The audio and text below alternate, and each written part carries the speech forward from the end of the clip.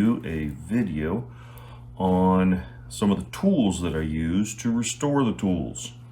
And here is a lot of what I use to restore the metal parts of the tools. We may do a video one of these days on what we use for the wood things and leather and stuff like that, but this is predominantly for metal.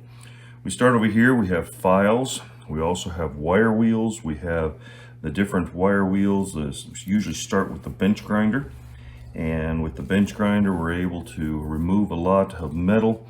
We can also use the files to remove metal. We have some of these that are rather aggressive. This one's round on one side and flat on the other, and has two ways of cutting. This one is a mill bastard file. It just has one way of cutting, and it cuts very nicely and smoothly and is very efficient. So that is useful in some applications, and you'll see me use that. And then for really fine things, there are the files that you can get in these little kits. I keep a couple of inner tube bands around them, but some of them are flat, some of them are rounded, some of them are tapered, some of them there's just different shapes that you can use for different applications. There's even some triangles in there, and those are really useful when you're trying to get into small areas, and you'll see me use those on some projects as well. So we have the files, you can go from very large to small. Talked about the wire wheels.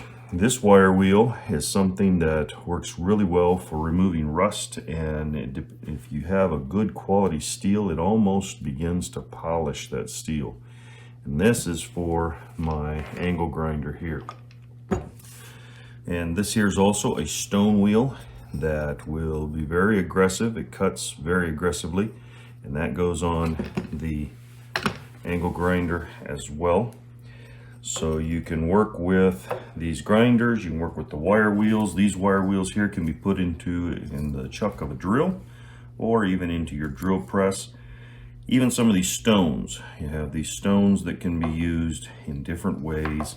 This here is a 1/4 inch extension for a bit driver, and I took some contact cement and wrapped a piece of sandpaper around it so that I could put it in, and I needed something that size, and I didn't really have anything that size. This stone here was eaten away too quickly, so I used this and kind of adapted it using some sandpaper and some contact cement to put that together. So these are all things that you can put into your die grinder or into your drill press or your regular hand drill. There are also, this is a steel wire that's in this wire brush. This here is stainless steel, so it is going to be a little more aggressive. You got to be careful on brass and bronze and things like that with this. So if you have something like that, one of these would work. It's softer, and some of them you can actually get bronze. I don't think this is bronze. It's just a softer steel, and you can use those. So these are all different tools that can be used and you can decide when you're doing this how you want to do it and what you think you're going to need to do, and a lot of it comes down to trial and error and a little bit of experience. So these are the more aggressive ways of working. You also have these, which are flat discs. They're discs that are stacked all the way around the piece here. Those also go on your die grinder, and you can use these very efficiently. They are different grits. This is 80 grit, and this one here is 40 grit. So again, these are very aggressive. What's nice about them is as you use them, they tend to become a little less aggressive. So you can kind of adapt it. That 80 has been used often enough that it is probably could be considered 100 grit. And so it's just up to you on how you use them and what effect you want. If you want to remove all of the rust, if you want to keep a patina, a lot of that depends on how you want to do. This one here I use to keep some patina on the plumb axe that I did, and it seemed to work very well. It shined up the axe but left the patina, and yet there wasn't any rust that was there, and so that was good. Also have wire brushes that you can use. This is a stainless steel one. You can get them in bronze and brass, and that just depends on how much aggression you want to be using on the tool that you're working with. Then also with your die grinder, and you can see there's already one of these on here. The die grinder has this, I'm not sure, it's a polishing wheel. You have different grits, everything from 40 grit and then 80 grit to 400 and 220, and I think this one, yeah, it's a 600 grit.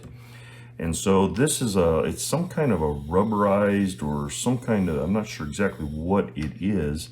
It doesn't, you know, it's not like rubber, but it has a pumice that is impregnated into this stuff. And as you're using it, it will polish the steel that you're working with. So as you can see, if you go to 40 grit, it's going to be pretty aggressive. If you come down here to the 600 grit, you are going to be polishing. It's not going to be removing a whole lot of metal. Now on everything I've talked about, except for maybe the wire wheels, you will see pieces coming off, especially the grinders. You'll see steel being removed. You'll see the sparks and everything that come off of that. And the die grinder is something that is very aggressive for that. Then we have, the angle grinder is very aggressive for that. Then we have some die grinders. These die grinders are nice. I bought these at a pawn shop. I ended up getting about all three of them for about half the price of one of them new. I recommend you look at flea markets and pawn shops, and you can get these different die grinders for rather inexpensive price. Now some of these, I think this one is a rather inexpensive one that was probably from Arbor Freight, I'm not sure, but then a couple of these others are pretty good quality. One thing I'll mention when you're using die grinders, your compressor will many times collect condensation inside the tank, and you will be blowing moisture through the hose of your compressor. And so these are pneumatic tools. They work on air, so it's always good before you use them and maybe even after you use them, but make sure that you apply a couple of drops of oil into the nozzle here so that you don't have moisture sitting on the parts inside. That oil will displace that moisture and keep them good and healthy. Some of these, you'll see this here has a cutting wheel on it, so I can work with that a little more aggressively. Here's another cutting wheel that can be attached if need be.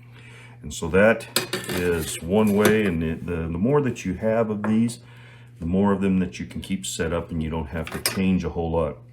Now this one here, I'm not really sure what this is called. I have a friend who was a machinist and he just called it a burr remover.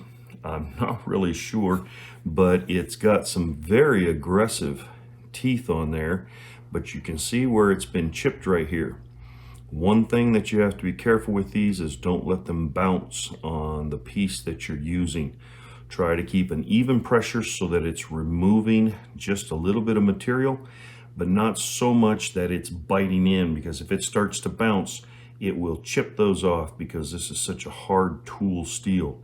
But this little piece right here works wonderfully when you're trying to take out the mushrooming on the inside of an eye or trying to clean something up. It works really, really well. You can apply and put different parts here into it. You can use one of these little stone pieces in there. You can use, this is another type of flat disc. It's sanding paper that is stacked around the center hub here, and that will spin and you're able to sand. It's not very aggressive, so it works nicely.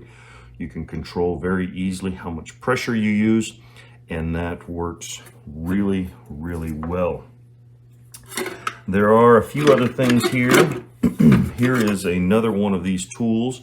It has much finer teeth on it but again, if that starts to bounce, it will many times chip those little teeth, so you got to be careful. What I like about this one is it's got that really fine edge, so on the eye of an axe you can get right in there in that tight area and make sure you get it cleaned out. Also have something here, and I want to move from the die grinders. Before I do that, I wanted to show you one other. There's the cutting tool here, of course. Then there's this burr remover. But then you also can take, and this here is a lamb's wool polishing wheel. And you can get these, I can't remember where I bought this, but it works really well, and it goes on your die grinder. You're able to take these different compounds that you can apply to different wheels. This here's a cloth wheel, and we'll talk about that in a little bit. This one is the wool wheel, of course, and you can apply these different compounds, and each compound, as you go down, and you can see the colors here, this here is a little more aggressive, although it's probably not going to be any more aggressive than a softer wire wheel. So you're not going to see sparks flying off it. It's going to start the polishing process, and then you can move your way down to these different colors, and as you get down here to the really fine colors, this will polish the steel that you're using. And then you can take, anytime you want to, you can apply this to your lamb's wool wheel. And what is wonderful about this is the compound with high speed will polish very, very nicely. And so I like to use that. It even works well if you just want to strop a blade of some kind. This here works really well for putting a fine edge on a blade. If the blade's already pretty sharp, you can use this more as a strop. Then we move.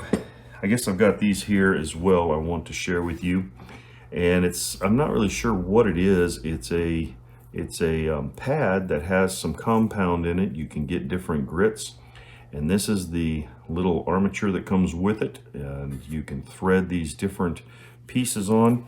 There's even some pieces here that are sandpaper that you can turn on there, so you can use sandpaper on this, and you can just keep it in your tool, and you can switch out the different parts because this threads onto that center hub. And this works really well. You'll see me use this on a lot of metal tools. You'll see sometimes some small sparks fly, but for the most part it's not removing a whole lot of metal. And what's neat about this is you can even apply some of this compound if you want to, and it kind of helps the process. I was talking earlier about strops, and of course I've got this strop here. The strop is going to be strictly for polishing. You're not going to use that generally for removing metal. It's all going to be for polishing. And so there's the kit. I've got this old can, and I just keep everything right there. You can throw everything into that can. I even have the wrenches that I need to be able to change these out, and I put them in there. One thing I recommend you do is go to your local pawn shop or flea market and look into the bucket or the bin of all these loose tools and look for the ones that you want. I've made an oil changing kit for myself, which has 2 or 3 wrenches that at least all of the oil plugs on my property. I have a wrench in there so that I can change the oil in whatever vehicle or machine that I have, and I'm able to just grab it right out of there. So if you go to the pawn shop or a flea market and get some of these, make a list of what you need as you're working around the homestead, and it's very useful to have something like that. Here's another one of those tools. It's very narrow and thin, and I also wanted to share with you about this thing here. And again, I'm sorry, I'm not sure what it is called, but they're little carbide wires in there. If they're not carbide, they're very, very hard. but they work really well for getting into nooks and crannies. I put this into my drill press, and you can use that. You can probably use it in a regular drill as well. Works really, really well. Again, I found this at, I think it was a garage sale. There was a machinist who was retiring and getting rid of some of their tools, and this was in there, and I thought, hey, I'm gonna grab that and use it.